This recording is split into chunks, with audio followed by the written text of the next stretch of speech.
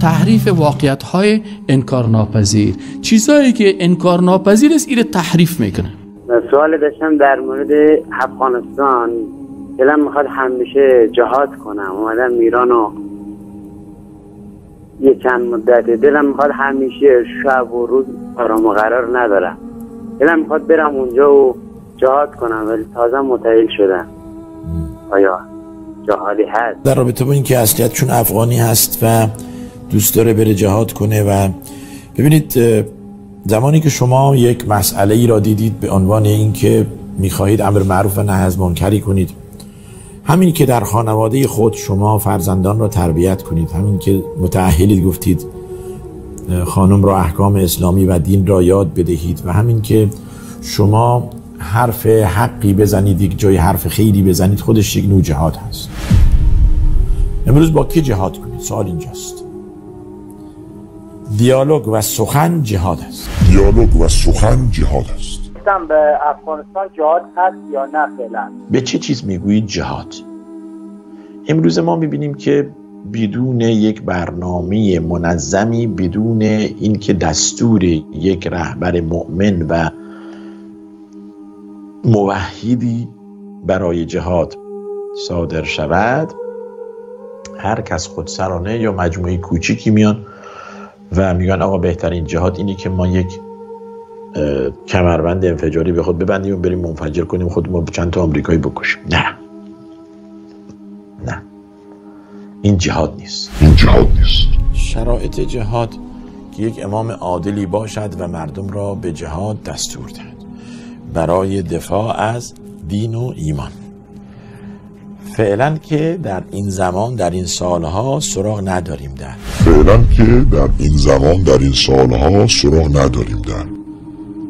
در روی این کره همچون امام عادلی که بتواند این عدالت را پیاده کند. همیشه شما سعی کنین بسیار چیزای واقعیت های اسلامی که هست اینو تحریف کردن، تغییر میدن. عمل برید یگان مسجد سعی کنی که یک مولوی هم قرار اساس لباس هم کاتا برادر جهاد کاملا از بین رفتن.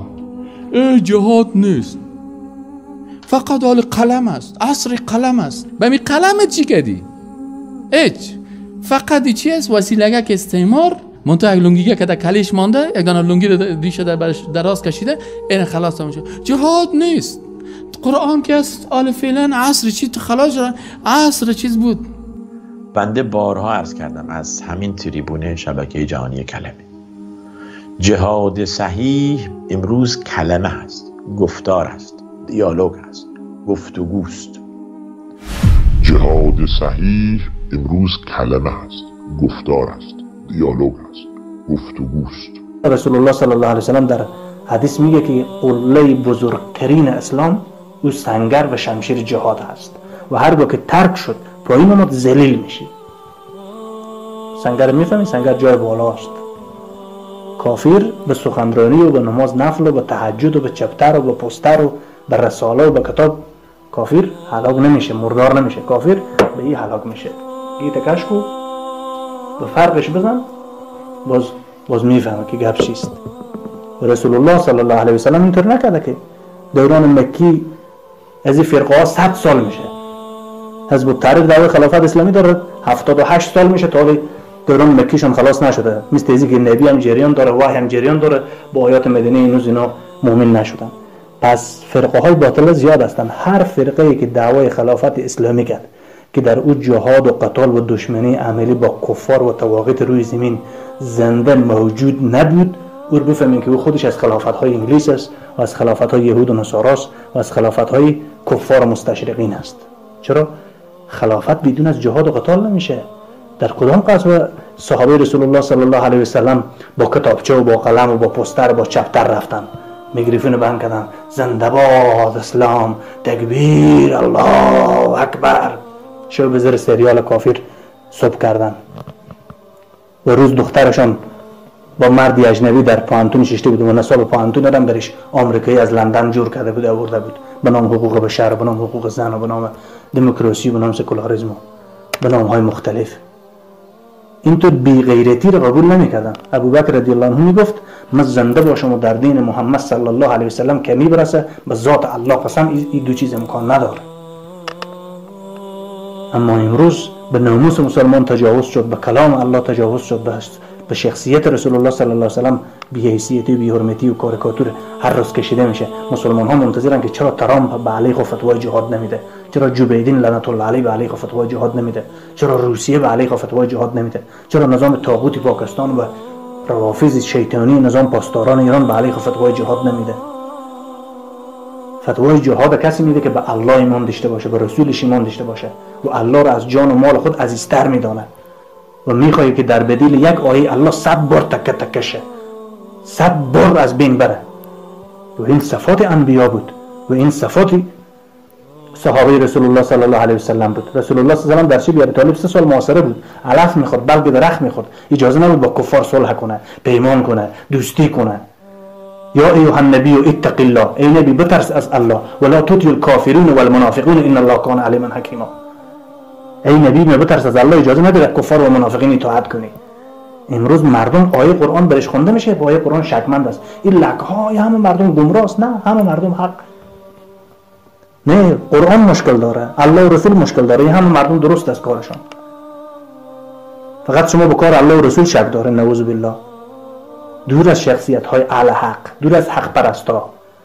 5.5% کافر و مرتد و مشرک است امروز در روی زمین، 1.5% مسلمان هاست به تعداد.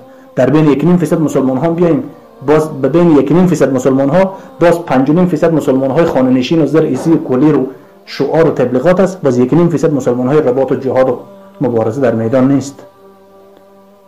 و مسلمان به اندازه یک دختر آمریکایی، مسیحی، یهودی حتی غیرت نداره نعوذ بالله که در میدان بروشه. او به واسطه یک خدای گیچی سیمونی، به واسطه یک بت باطل خود آماده به جنگ و آماده به قربانی، آماده به مردار شدن است. و تو جوان مسلمانه که یقینا الله را دوست داری، رسول را دوست داری، قرآن را دوست داری، بهشت دوست داری و ایمان داری که حق است. و امروز آیات جهاد تو را به تکان نیارده و در برابر 1000 آیات جهاد روز قیامت نمیدانیم چه جواب میدیم. میگیم زن ما با ارزش تر بود، بچه ما، دکان ما، خانه ما، خواهشات و نفس ما. کجای جسم تو از جسم پیامبر بیتر بود و از صحابه رضی الله عنهم اجمعین بیتر بود. پس مؤمنین و مسلمان ها باید بدانند همون نظامی که الله و رسول تعیین کرده معیار اعتبار است، گروهانی. الله جل شانه در چندین جای قرآن کریم حکم میکنه الذین ان مکناهم فی الارض، یقینا کسایی پیدا میشن در روی زمین که ما حاکمیت اسلامی رو به اونها میدیم و اونا حدود الله رو در روی زمین تطبیق میکنن و جهاد تا روز قیامت ادامه داره، با کفار مبارزه میکنن. اونا کیست؟ ما نمیشناسیم، به ذات صفات الله قسم است میشناسیم. اگر نمیشناسیم ایمان به الله و رسول نداریم، اگر نمیشناسیم قرآن رو نمیشناسیم، اگر نمیشناسیم الله و رسول رو نمیشناسیم. کدام عقل است که امروز دوست و دشمن رو تشخیص نمیکنه؟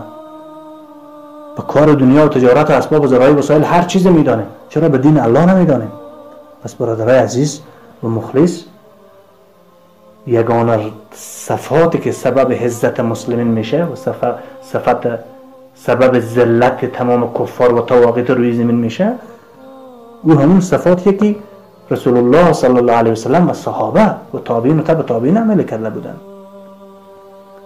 اگر دوستی و غلامی و پیمان و اطاعت از کفار جواز داره، پس امام مهدی رحمه الله چرا ظهور میکنه؟ عیسی علیه السلام برای چی میآید؟ پس این شهادت و این درجات شهادت و جنت برای کیست؟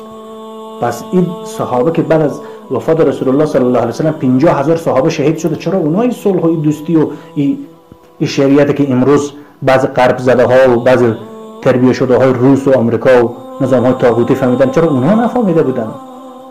این چی رقم قرآن است که بر 15 سال 20 سال 30 سال 1000 سال تو از زندگیت گذشته، باز هم تو یک روز به کفر مبارزه میکنی، روز دیگه غلامی و اطاعت کافر میکنی. قرآن کتاب الله است، مشخص است، اکثر مهم نیست، زیاد مهم نیست.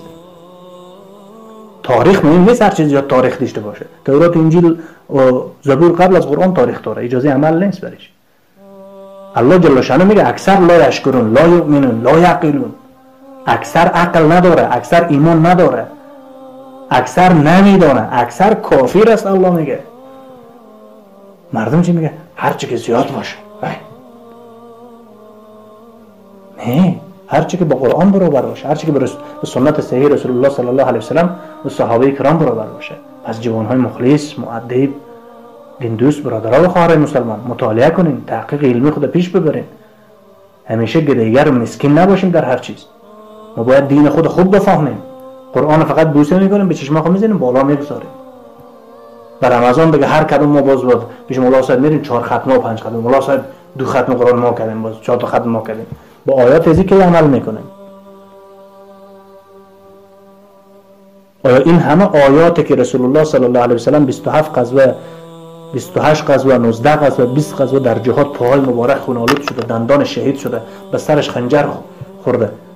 تمام انسانیت از مشرق تا مغرب، از شمال تا جنوب، تمام مخلوق به ذات و صفات الله قسم ارزش و فضیلت و شرافت 1 ساعت رسول الله را نداره.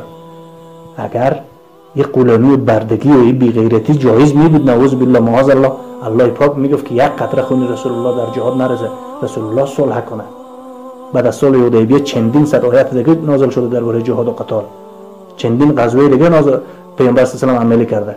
بعد از صلح حدیبیه رسول الله صلی الله علیه و آله 700 تا یهودی در یک غزوه بین قریظه سر بریده که همین که شمشیر زده کلش اون طرف رقص میکرده، بدنش اون طرف رقص میکرده.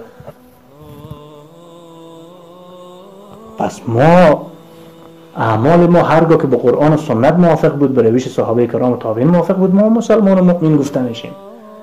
همونطور که منکر نماز و روزه و حج و زکات و نکاح پیامبر کفر است، منکر حکومت داری پیامبر هم 100 میلیون مرتبه کافر است. چرا؟ حدود الله یک عبادت است، قصاص یک عبادت است، دشمنی با کفار یک عبادت است.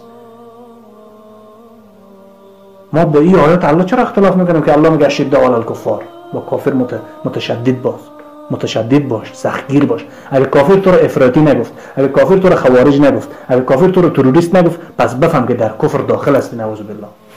چرا که دشمنی تو نیست؟ دشمنی که نداشته باشه باز دوستی میگه، دوستی باز کفر است.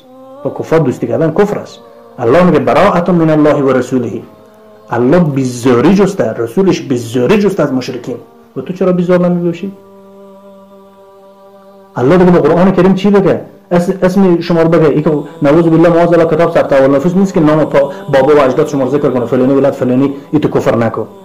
الله اعمال میگه، اعتقاد میگه. الذين يتخذون الكافرون اولیاء من دون المؤمنین. کسایی که به غیر از مؤمنان کفار به دوستی میگیرن برای عزت و طلب، اینها باز سرانجامشون جهنم است. فمن يتولهم منكم فانهم منهم. هر کس از یهود و نصارا دوستی و تابعداری میکنه، چی به قانون، چی به محبت، چی به هر چیز، با کفار حربی، این از شامل یهود و نصارا است. خود نماز خود یهود است، خود روزه خود یهود است، خود کلمه خواندن خود یهود است. چرا؟ شرط کلمه خواندن است که یکی از فرایض کلمه است که تا وقتی که میمیری دیگه کفر نکنی، شرک نکنی، با کفار دوستی نکنی، با مسلمان دشمنی نکنی. این شرط کلمه است، یه فرایض کلمه است. فرض کلمه رو بشکنی از اسلام بیرون میشی. پس مسلمان ها باید سیاست خود از اسلام یاد بگیرن، نه از فرقه های باطل، نه از کفار، نه از سازمان بین الملل که میای براتون میگه که حقوق بشر الله و رسول نداده، الله و رسول قرآن شما ظالم بوده، به بشر حق نداده. ما به نام حقوق بشر قانون یهودیت و نصرانیت و مسیحیت امروز میاریم باز به سر شما چی میکنیم؟ تطبیق میکنیم. یک مسلمان یک ذره عقل و ایمان داشته باشه به ذات الله قسم هست که حق و باطل خوب درست میفهمه و به روشنی میشناسه. الله جل شانه به ما شما توفیق بده که ما شما حق یاد بگیریم، به حق عمل بکنیم.